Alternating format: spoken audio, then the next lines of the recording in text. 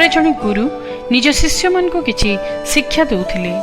जड़े शिष्य पचारला, आमे जेतेबेले किछि भल कार्य करने को आरंभ कले लोके सेथिरे विरोध करती, करने को दियंती नहीं। एहीपरि परिस्थितिर मुकाबला किपरि करिबु? भल कार्य कला बेले तो समस्ते विरोधरे उठुचंती। गुरु कहले, काली की समस्ते नदी तट को आस, मु तार उत्तर देबी। समस्ते नदी तट को आसिले। गुरु 3टी समान साइजर काठ आनी थांती। काठर गोटे पट माछ धरिबा बंशी बांधिबा को कहले। से माने बांधिले और माछ धरिबा पाई नदी रे पकैले। अल्प समय मध्यरे बड़ माछटी पड़िला। गुरु कहले, जोरे टाण। एते जोरे टाणिले जे बाड़ीटी भांगी गला और माछ चलीगला। अन्य बाड़ी नहीं पुणी माछ धरिबा आरंभ कले। पुणी माछ पड़िला।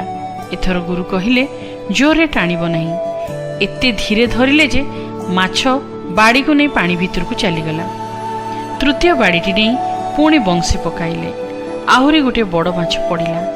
एथर गुरु कहले, बेसी जोरे टाणिबो नहीं, जेपरी बाड़ी भांगी जिवो अबा एते धीरे धरिबो नहीं जे माछ बाड़ी को टाणी नहीं जिवो। एपरि टाणिबो जेमिति कि माछ को आनी परिबो। शिष्य माने ताहा ही कले। गुरु कहले, जो माने तुम भल काम रे तुम विरुद्ध रे उठंती सेमान को ऊपर एते कठोर हुओ नहीं, जेपरी तुमे भांगी जिवो कि अबा अति कोमल मध्य हुओ नहीं, जेपरी तुम्भ ऊपर सेमाने चढ़ी जिवे। एणु ज्ञानर सह सेमान सहित कथबार्ता कर, जेपरी सेमाने तुम कार्य को बुझी पारिबे और तुम अधीनता स्वीकार करिवे, तुमको सहयोग करिवे।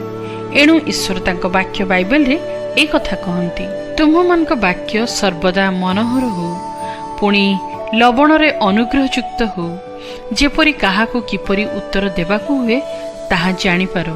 तुम मानक मुखरु कौनसी कुवाक्य निर्गत न हो, बरं आवश्यक अनुसारे निष्ठाजनक वाक्य निर्गत हो, जेपरी ताहा श्रोता मानक अनुग्रह पक्षरे हितजनक हुए।